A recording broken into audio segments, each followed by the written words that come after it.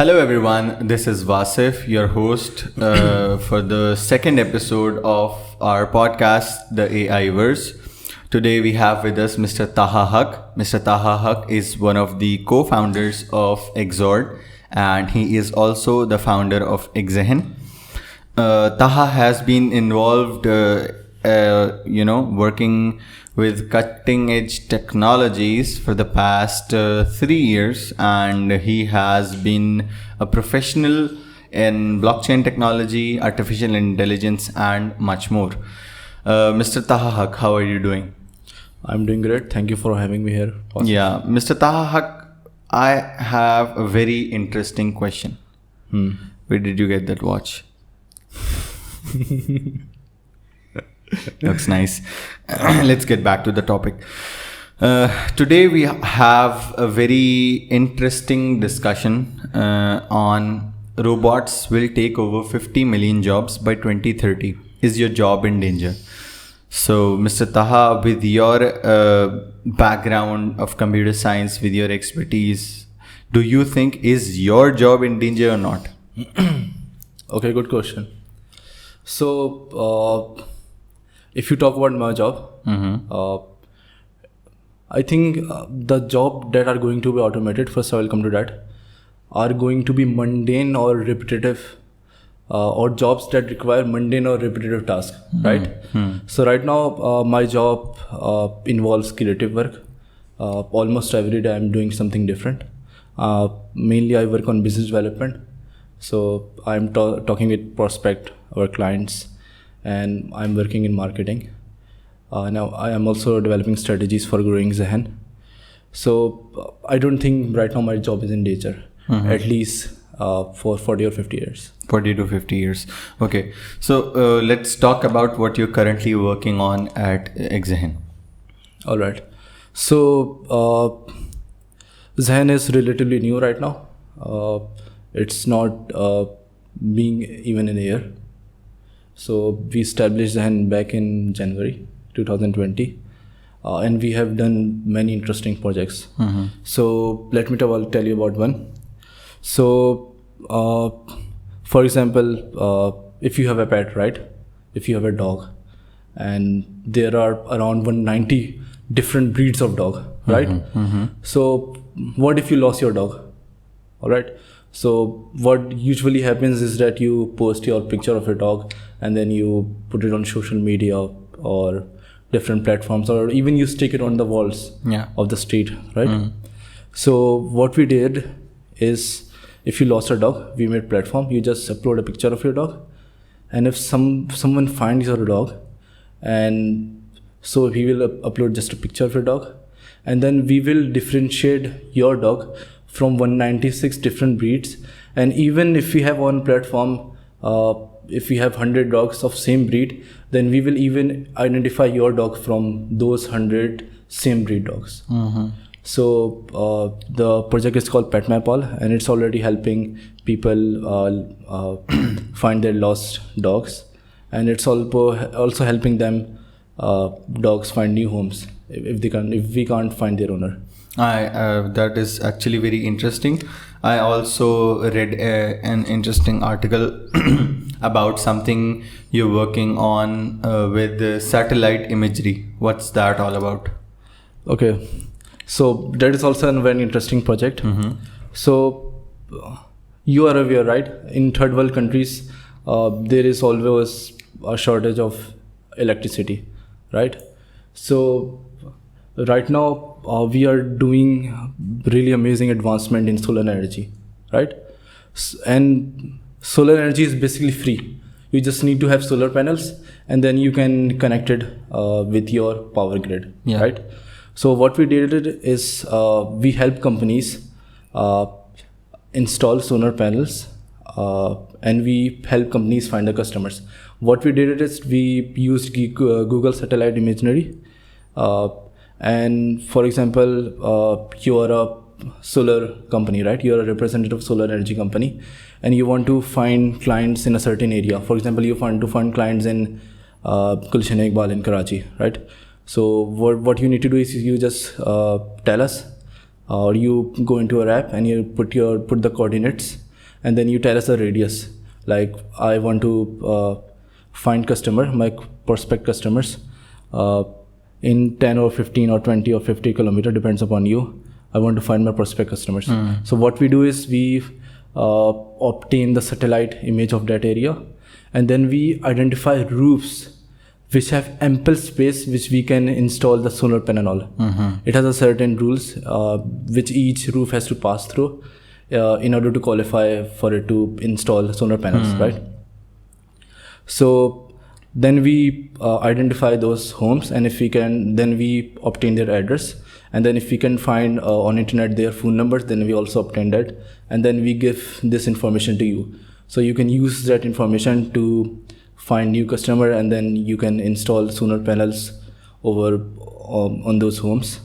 And then this is helping, and this can potentially help in third world countries for people to have 24/7 access to electricity. So the major factor that is involved in this project is basically the space that is available on the rooftop that makes the house, the home eligible, qualify for that installation purposes of the solar panels. Okay, and that basically uses Google Maps APIs, and it identifies the rooftops through machine learning techniques, right? Yeah, exactly. It uses image from Google Satellite Imagery, and then we apply a machine learning algorithm to it, and then it can identify roofs which have ample space on them. So yeah, that's actually a very creative business tactic, I must say. Okay, so let's move on. What we need to discuss is that particularly in Pakistan, how do you expect that technological advancement will lead to unemployment? Like, which sectors in particular do you think will be more adversely affected rather than some sectors that will be less affected? So as I talked earlier, the industries that are going to be most adversely affected are going to be hourly workers, right? So for example, people are working on machines, or people working on assembly lines, or even drivers. That has their job involves a set of rules which we can define, or we can make the AI learn. So yeah, their job could potentially be out of jobs. So I think right now we are doing really amazing advancement in self-learning car. Right now we are at level 2 of self-driving car, and at level 5 it will be completely self-driving car. And I think we would not even have steering wheel or brakes or accelerator on the car. You just have to sit in the car, and then it will take you wherever you want to go. Basically, the purpose of a steering wheel is to enable someone sitting inside the car to actually steer the vehicle in its direction. Yeah. So obviously, when we will reach level 5, and when there will be complete autonomy on the vehicle, we'll need just an aux cable to listen to our favorite music, or not even aux cable. We'll connect through Wi-Fi or something. You can just sit back and relax in the car, and you can even do your work from your car. Absolutely. So let's talk about sectors other than particularly transportation sector. Let's talk about assembly lines, warehouses, and supply chains where robots are currently being used instead of human beings for the purpose of loading, unloading, and stuff. I think the most profound example is of Amazon, right? Yeah. So previously in warehouses, for example, in Amazon warehouses, you have to have human workers who used to manage the containers. There's a car which is specifically designed for them to pick the container and then put it in the line, right? And this is completely automated right now with robots. They completely manage their warehouses. There is no need of human workers anymore over there. So I think this is a great example of how a mundane or repetitive task is greatly reduced by is greatly replaced by an AI or robot. Yeah, I was actually going through YouTube and I saw some very interesting applications of AI, of automation. I saw a whole shipyard that is working, humanless. It's a whole, portion. This whole portion of shipyard is humanless, where there is not a single human being found inside the boundary, and everything is being automated. The crane is being automated and being controlled from far away, 4 to 5 kilometers from that control room. Actually, they are not even controlling it. Yeah, they are just monitoring it. They're just monitoring. So nothing goes wrong. Yeah, they're just monitoring what. For looking for disasters. And secondly, I saw this very interesting application here in Pakistan. It's a disaster actually. You get off your plane and you're waiting for your luggage to come, and there is this guy standing from the side escalator, and it's picking up your luggage from the side escalator and then throwing it on the main escalator. Whereas I saw this application somewhere, I don't know exactly where, but the side elevator actually connects with the main elevator, and there is a robot monitoring that if there is enough space on the main escalator, it will only then offload that piece of luggage onto the main escalator. And that actually saves a lot of hassle and a lot of manpower that is being involved, and actually makes sure that your luggage is not destroyed, handling and throwing stuff. Let's move on. I also saw this very interesting application of actually I want to talk about airport. So for example, if you take airport security, right? Yeah. So right now there are AI that when trained on just one picture. So for example, if I gave AI a picture of you, right? Yeah. Then it can in future with 99% accuracy, with just one picture, it can identify you. So we can and it is being installed on airports to catch criminals, right? You just need one picture, you can provide that to AI, and then AI will use the CCTV cameras to identify criminals and then catch them immediately. Yeah, this very interesting concept of facial recognition, I am actually very interested in discussing that with another guest in our upcoming podcast. The thing is, right now, apart from these automating robots, we can actually save a lot of resources using machine learning and data mining techniques. For example, I saw this pizza company, and what they were doing is collecting data from a particular area, what kind of pizza consumption they do on which particular days, holidays, timestamps and all that, and using some data mining models, naive Bayes or something, I don't know. What they were doing is that they were calculating how much amount of dough they require, which flavors require which pieces of meat, and how much amount of vegetables is required. So what they do, they don't have any particular shop, they have this van, and they undercooked, they have all of their resources placed and ready undercooked in the van, and what they do is move around that particular area, and they know that around this particular time on this particular day from this area we will receive a particular order, and that person will order a certain flavor of pizza, and that pizza will be delivered to that person on that particular time. See, that lady who is actually in charge of that, she was telling that one night they were left with 12 pizzas, and they were actually sad that they have to throw that away. Yeah, they have to throw that dough away. But suddenly the next instant an order comes of exactly 12 pizzas. Because there is a party that is going on next door and they require that pizza. So the thing is that will save a lot on wheat production, consumption, wastage.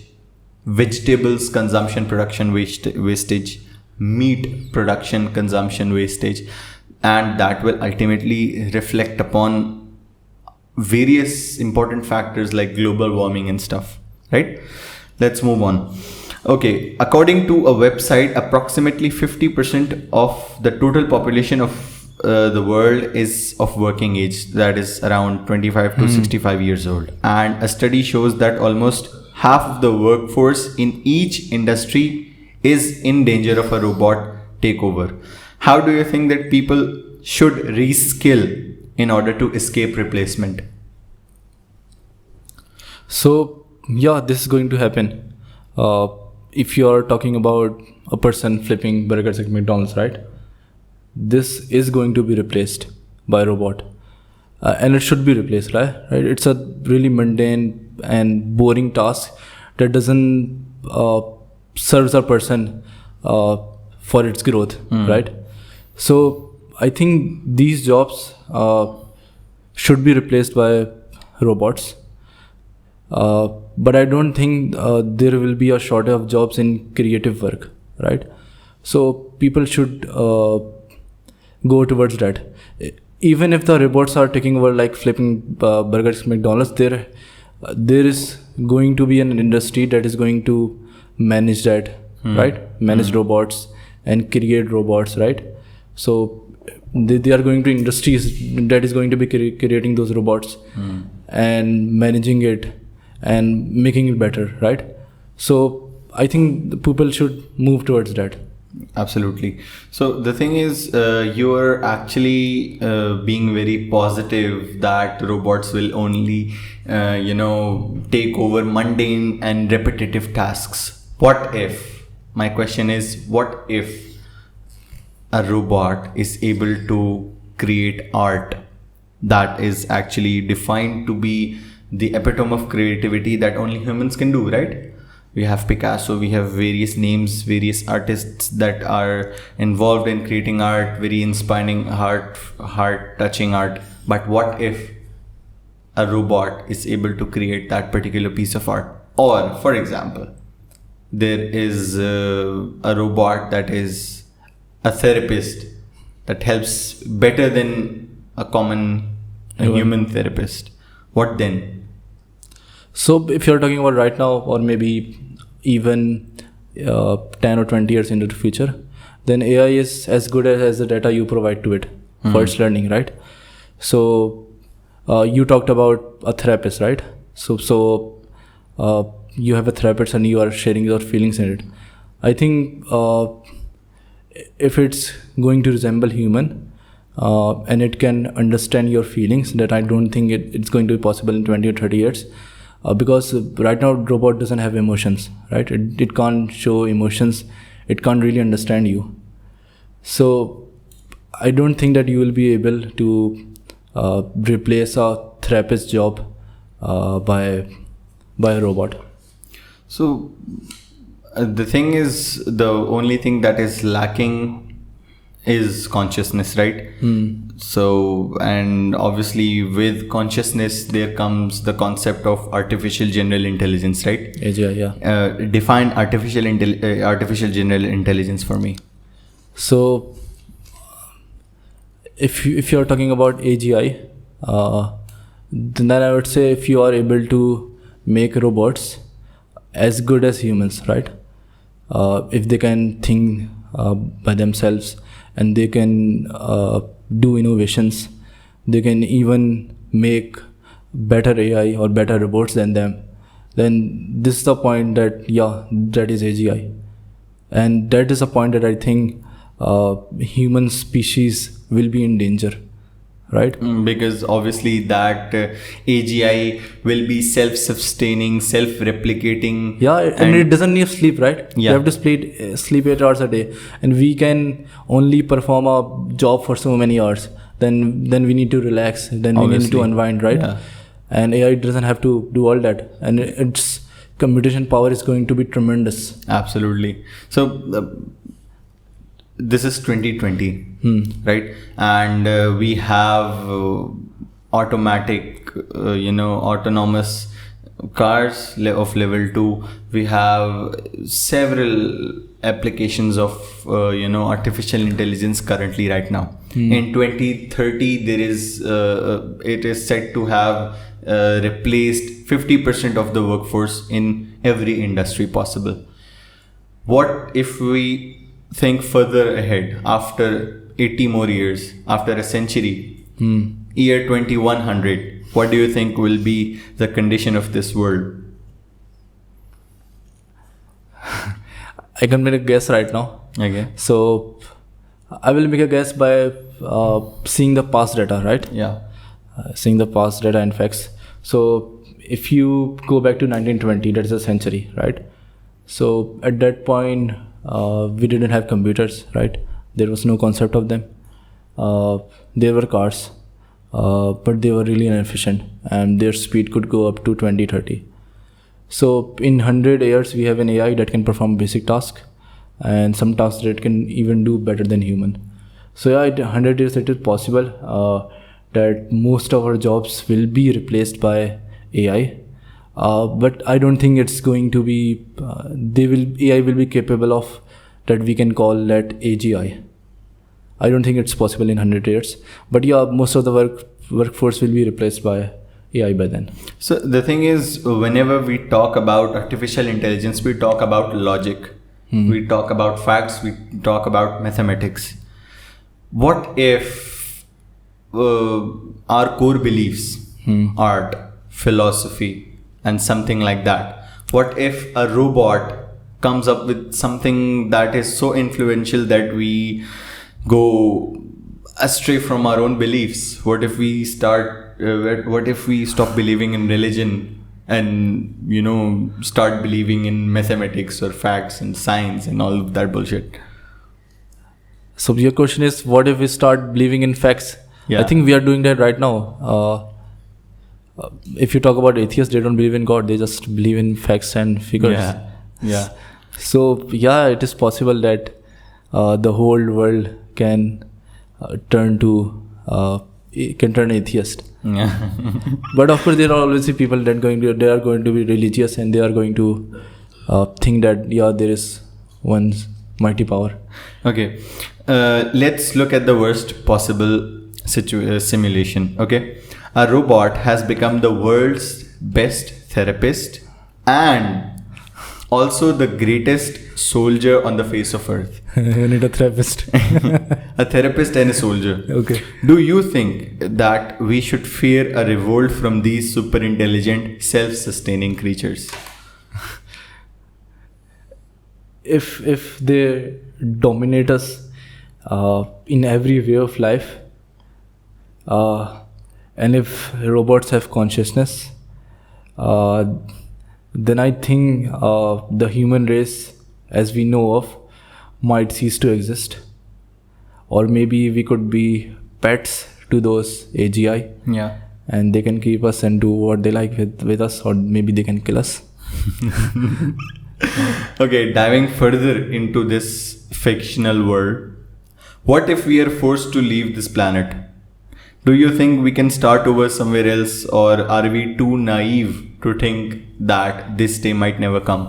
I think we are trying right now to explore different planets that we can live on, and Elon Musk is doing has done a great job, and for making a self-sustainable society on Mars. So we are already exploring different planets, and I think in the future we might be living in space. We might have spaceships that we are living in, or maybe other planets, who knows. Yeah, we have actually a lot of content that has been imagined by famous movie directors, story writers and book writers around us. But as you mentioned Elon Musk, okay, let's talk about Elon Musk. Let's talk about Tesla. Let's talk about SpaceX.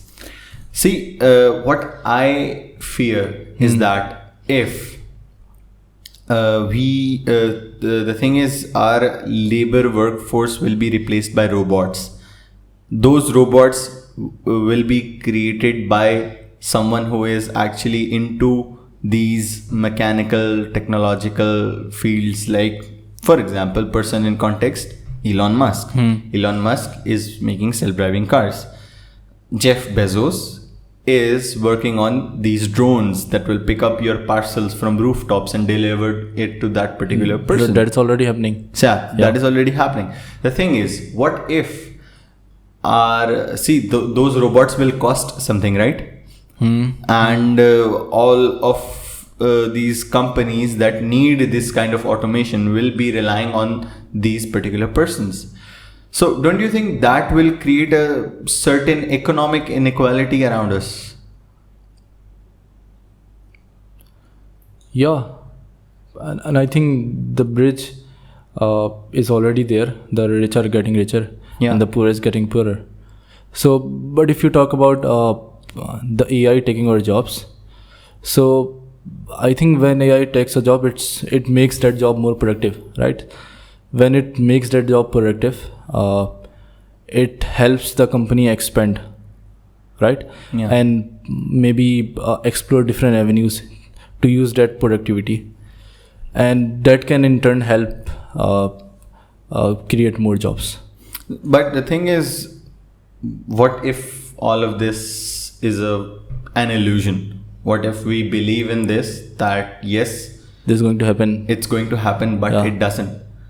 We are forced to give up to a robot, and we are unable to find any jobs. Yeah, we aren't able to find any jobs. We aren't able to reskill. So let's look at an illustration that will help you understand how new technology has always resulted in creating more jobs than it took away. So for example, this is new technology and it resulted in lost job, but it helped created more jobs for the tech supplier that are helping with the new technology. So internet created new jobs. So when you apply new technology on an industry, it results in higher productivity. So higher productivity means the company can expand its operation, and it also helps in lowering the prices. So it helps, it works against inflation. So ultimately, we will get new jobs in the foreseeable future, and the prices will go down. But the only catch is people need to reskill. Okay, so there will be a time when people will be out of job and they won't be able to reskill, right?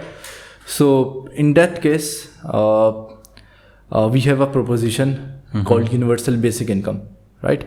So universal basic income is the minimum amount of money that a people can live comfortably, right? It is going to be different in every country. If you talk about US, that is $1,000 per month or $12,000 per year, right? So there's a difference between UBI and welfare. So if a person is out of job and he's unemployed in US, the state gives him, let's say states give him $1,000, right? Yeah. But if he gets a job, for example, that is paying him $1,200 per month, then state is going to take that $1,000 back, and he is forced to pay taxes as well.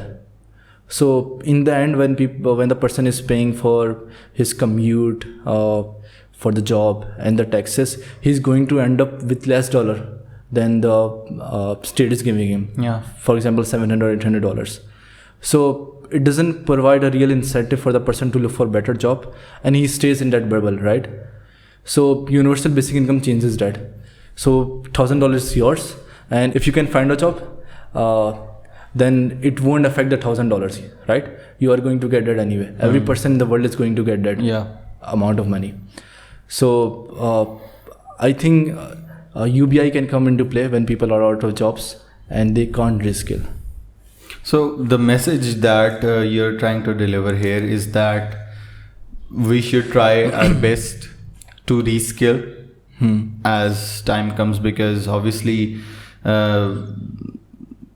as you said in an example earlier, that 100 years back there was a car that would only run 20 to 30 miles per hour. and it became obsolete. Yeah, those cars became obsolete. I had a similar example that when there was as Pakistan is an agriculture-based country. As Pakistan is an agriculture-based country, for example, a person of family of 10, they all are farmers. They work on their fields. They produce some amount of vegetable crops or something, and they sell and they earn. But there was the time came. There was technological advancement, tractors, threshers, and certain machinery was designed to help with this agriculture, and that in turn increased productivity, right? And if you talk about tractors, then it reduced the farmer's effort, it increased productivity, and then it created a whole new industry for tractors, right? Then you have to create assembly lines for building tractors, then you have to maintain that, you have mechanics, right? And you are delivering those tractors, then you have sales representative. So it created a whole new industry for actually and it created more jobs than it took away, exactly. But people have to reskill. People actually have to switch dimensions. They have to learn something new in order to go along with the flow. And now we have this concept of vertical farming, which actually neglects all that, tractors and stuff, and all you have to do is set up a vertical farm that actually produces more yield, and you require less space, right? Very less space, and it increases your yield exponentially. And that actually in turn increased amount of jobs, created more jobs. You have vertical farmers, you have scientists that are in place, they're testing the soil and the temperatures and whatnot sort of stuff. And the thing is, the message that we should take away from this discussion is that we should reskill. But So I would like to add one thing. There's a basic rule, right? If you are working in a job, that a new person entering into the job can learn that skill in a few months. So that job is definitely going to be replaced. So you should work in those jobs that are specialized. And they take maybe a few years to really specialize in it, and they don't require a same amount of tasks performed every day. Okay, absolutely. It has to be created. Absolutely. So the thing is, what we need to do is either reskill, or we have this option of universal basic income always, right? But considering we don't have that option always. It depends upon the government. Obviously. I was trying to say is that we can see this happening in the foreseeable future in countries like the US or the UK. But actually, talking about Pakistan, the Canadian government did experimented with UBI back in 1960. Oh. Yeah. So it's not a relatively new concept. It's old, and many governments have already introduced UBI in their countries. Okay, all right. That's all for today, I think. It was very nice meeting you, Mr. Taha, and it was a very insightful discussion. And I wish you very good luck with your expeditions in Xehen. And thank you so much for coming in. Thank you, Wasif, for having me.